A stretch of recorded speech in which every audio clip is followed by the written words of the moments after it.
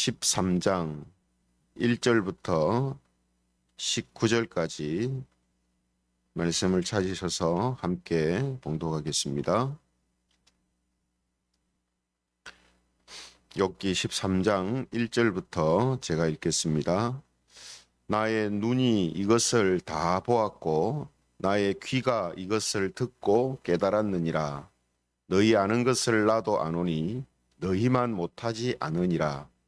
참으로 나는 전능자에게 말씀하려 하며 하나님과 변론하려 하노라. 너희는 거짓말을 지어내는 자요 다 쓸모없는 어원이니라. 너희가 참으로 잠잠하면 그것이 너희의 지혜일 것이니라. 너희는 나의 변론을 들으며 내 입술의 변명을 들어보라. 너희가 하나님을 위하여 불의를 말하려느냐? 그를 위하여 속임을 말하려느냐? 너희가 하나님의 낯을 따르려느냐? 그를 위하여 변론하려느냐? 하나님이 너희를 감찰하시면 좋겠느냐?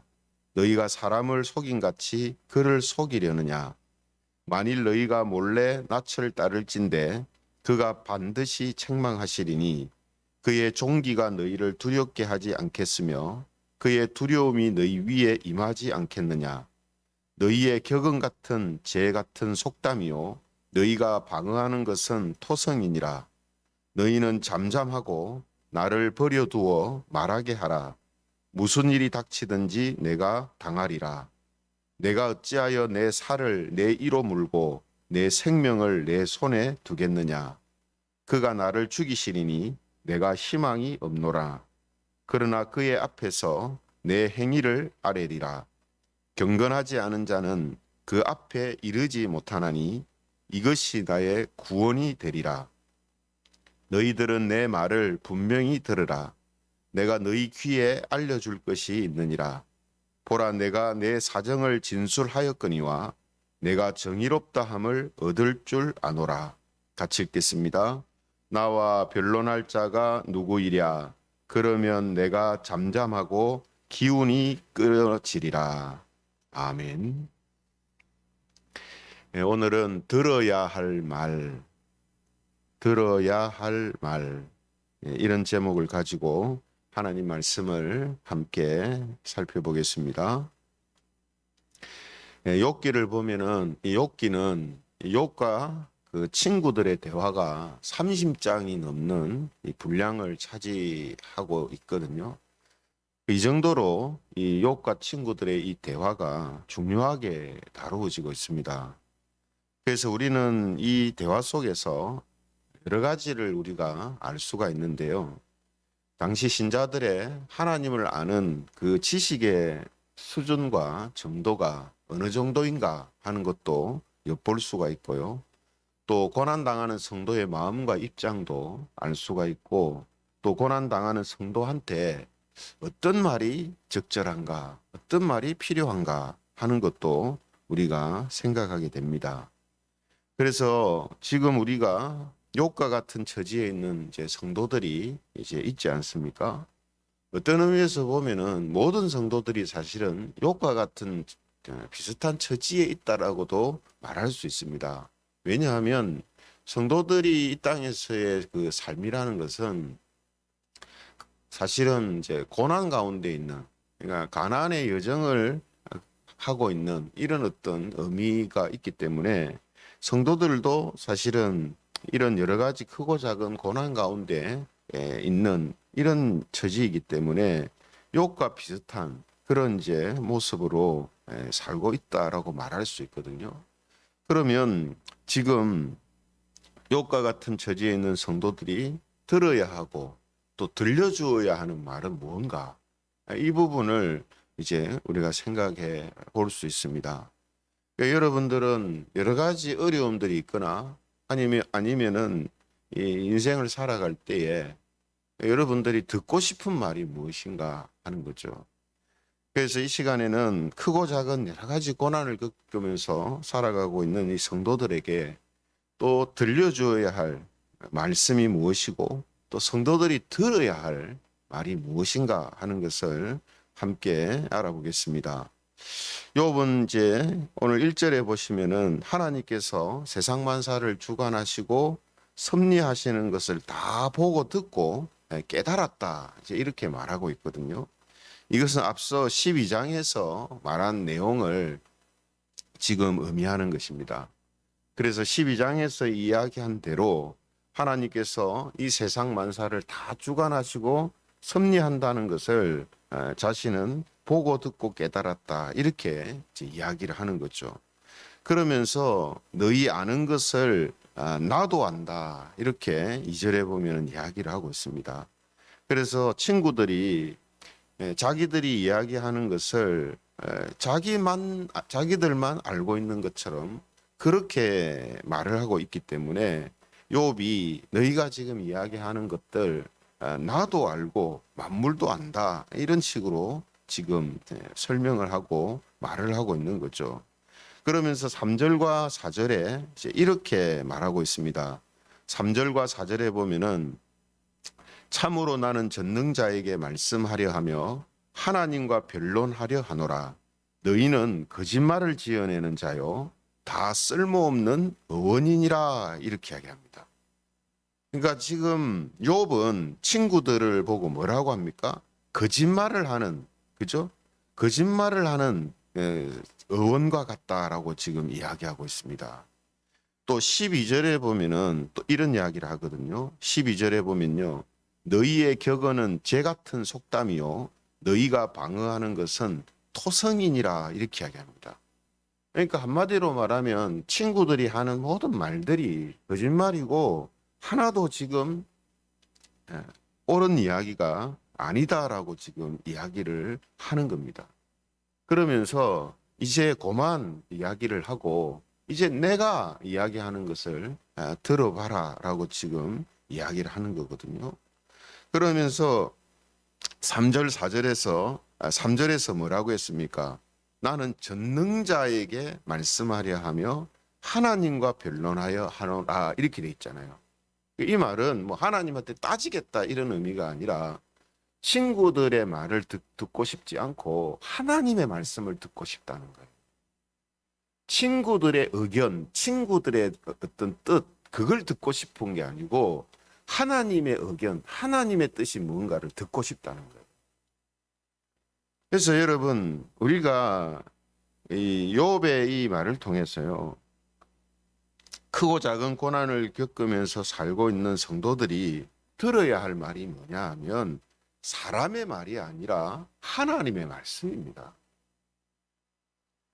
그런데 개중에는 이 욥의 친구들처럼요, 하나님을 내세우면서 사람의 뜻과 사람의 말을 전하는 경우가 있거든요.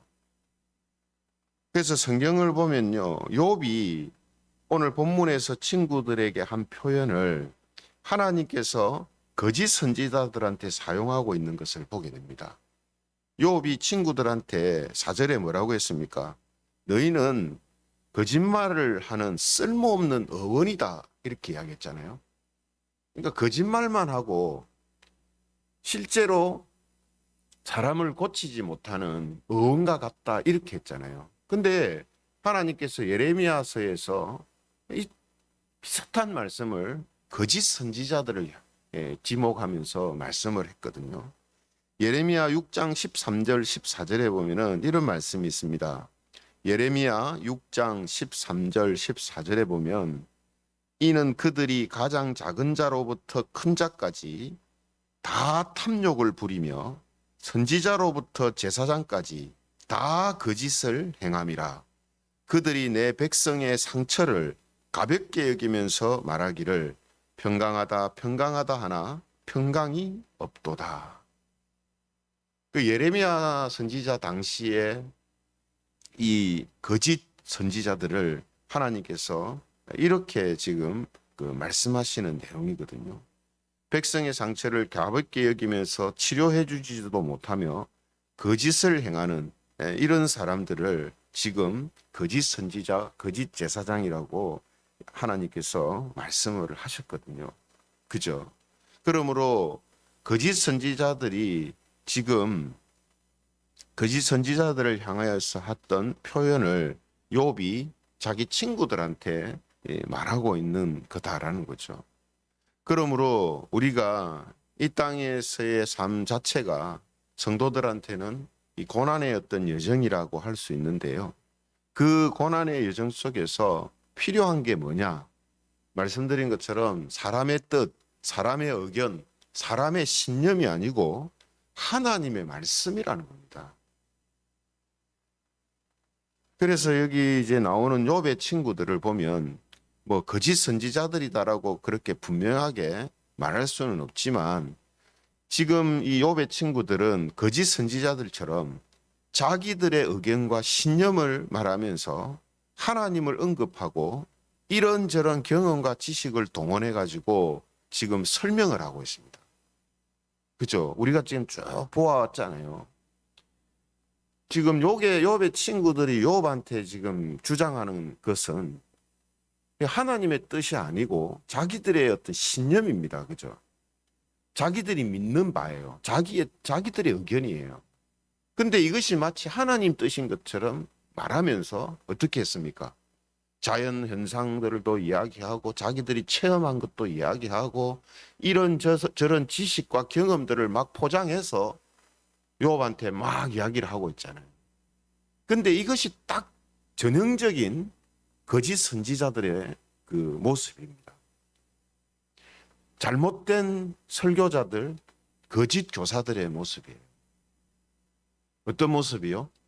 하나님의 뜻이 아니라 자기의 뜻과 자기의 어떤 의견과 자기의 신념을 하나님을 운운하고 자기가 체험한 것이라고 말하면서 자기가 알고 있는 이런 지식들을 동원해 가지고 그걸 잘 포장해서 마치 하나님의 뜻인 것처럼 사람들한테, 성도들한테 전한단 말이에요. 그래서 하나님은 이런 사람들을 뭐라고 했습니까? 거짓 선지자, 거짓 제사장들이다. 이렇게 이야기하신 거죠. 그렇다면 여러분, 좀 더 구체적으로 우리가 볼 때에 성도들이 들어야 할 하나님의 말씀은 뭔가 하는 거죠. 우리가 들어야 돼. 성도들이 들어야 할 것은 하나님의 말씀이에요. 그러니까 제가 가지고 있는 뭐 신념이나 제가 가지고 있는 의견을 하나님을 운운하고 어떤 이 체험과 지식들을 막 섞어 갖고 여러분들한테 전화해서는 안 되거든요. 하나님의 뜻, 하나님의 마음 이걸 전해야 되는 거거든요. 그죠? 그러면 구체적으로 그것이 무엇인가 하는 겁니다. 그래서 여러 가지로 이야기할 수 있겠습니다만 오늘 본문을 통해서 가장 중요한 한 가지를 우리가 보면요. 욥이 16절에 이렇게 말하고 있습니다. 16절에 보면 경건하지 않은 자는 그 앞에 이르지 못하나니 이것이 나의 구원이 되리라. 이 말은 무슨 말입니까? 경건하지 않은 자는 하나님 앞에 이르지 못하는데 이게 나의 구원이 된다. 이 말은 나는 경건한 자이기 때문에 하나님 앞에서 구원을 받을 수 있는 자다. 이런 뜻이에요. 그러니까 여러분, 욥은 지금 뭐라고 말하고 있는 거냐면 내가 지금 사람들이 볼 때에는 참 비참하고 또 여러 가지 볼 때에 몰골이 흉하고 모든 것을 다 잃어서 마치 저주받은 자처럼 그렇게 보이지만 내 속에는 하나님을 향한 믿음과 또 그 신실한 삶의 모습들이 있기 때문에 뭐라고 하는 겁니까? 나의 구원이 확실하다라는 것을 자기가 안다는 거죠. 또 18절에 보면 또 같은 이야기랍니다. 18절에 보면 내가 내 사정을 진술하였거니와 내가 정의롭다 함을 얻을 줄 아노라. 그러니까 지금 욥의 친구들의 관점은 뭐냐면 욥이 사는 꼴을 보니까 욥이 당하는 일들을 보니까 저 사람은 죄를 지어서 벌을 받는 거고 결국 죄를 지어서 벌을 받는데 회개하지 않고 하면 어떻게 됩니까? 구원 못 받는다 이 말이거든요. 근데 욥은 뭐라고 이야기하냐면 내가 비록 이런 고난과 어려움을 당함으로 인하여서 마치 내가 죄인인 것처럼 보이고 친구들이 말하는 것처럼 죄를 많이 지어서 이런 일을 당하는 사람이라고 이제 보이지만, 그래서 내가 구원을 못 받는 하나님의 백성이 되지 못하는 이런 사람으로 인식될 수 있지만 나는 그렇지가 않다라는 거죠. 예. 자신은 비록 사람들에게 이런 모습으로 비춰지지만 자기는 하나님의 그 구원을, 하나님이 정의롭다함을 내가 얻을 줄 안다, 확신한다, 이렇게 얘기하는 거예요. 욥이 확신하는 이유는 자기가 의롭기 때문이 아닙니다. 우리가 앞에 계속 살펴왔잖아요. 욥은 어떤 사상을 갖고 있습니까? 어떤 생각을 갖고 있습니까?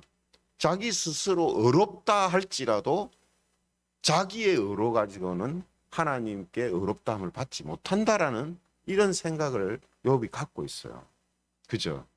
그러니까 결국 욥은 지금 비록 자기가 친구들에 의해서 비난받을 정도로 이런 모습을 갖고 있지만 하나님을 향한 이 믿음이 자기 속에는 분명하게 있기 때문에 하나님의 구원과 하나님의 의롭다 하심을 얻는 것은 자기는 확실하다, 확신한다라고 지금 이제 이야기하는 것입니다.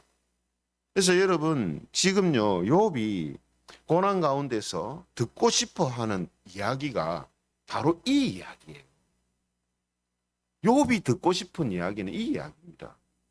지금 욥의 친구들이 해주어야 할 말은 무슨 말입니까? 욥, 네가 지금 비록 알 수 없는 고난과 어려움을 당하고 있지만 네 속에 믿음이 있다면, 또 믿음이 있기 때문에 하나님께서 너를 구원하시는 그것은 틀림이 없다. 그러므로 이런 일로 인하여서 하나님의 그 백성으로서의 그 정체성이 흔들리지 말고 하나님의 구원을 확신하고 살아라. 이것이 지금 욥이 듣고 싶은 이야기고, 또 욥의 친구들이 들려주어야 할 이야기라는 거예요. 근데 친구들이 이런 이야기를 하지 않으니까 욥이 이제 하는 거예요. 그래서 여러분, 이것은요, 성도들도 마찬가지입니다. 성도들도 비록 이 땅에서 크고 작은 고난 가운데 살고 있고 여러 가지 이제 고난들을 당하지만 예수 그리스도를 믿는 믿음을 가지고 있는 자들은 구원을 받고 의롭다 하심을 받는다 하는 이 말이 이 성도들이 들어야 할 말이라는 거죠.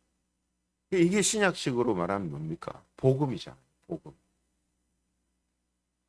복음을 들어야 하는 거죠. 그리고 복음을 통한 구원의 이 확신, 이것이 있도록 해야 되는 겁니다.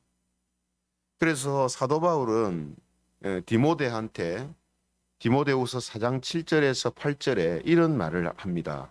디모데후서 4장 7절에서 8절에 보면요, 나는 선한 싸움을 싸우고 나의 달려갈 길을 마치고 믿음을 지켰으니 이제 후로는 나를 위하여 의의 면류관이 예비되었으므로 주 곧 의로우신 재판장이 그날에 내게 주실 것이며 내게만 아니라 주의 나타나심을 사모하는 모든 자에게 도니라. 사도 바울이 디모데한테 하는 이야기가 뭡니까?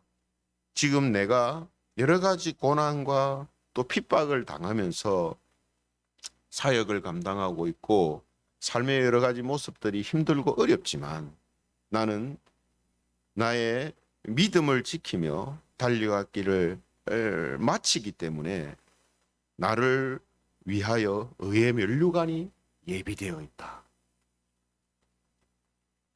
바울이 디모데한테 지금 해주는 이야기가 바로 이 이야기죠.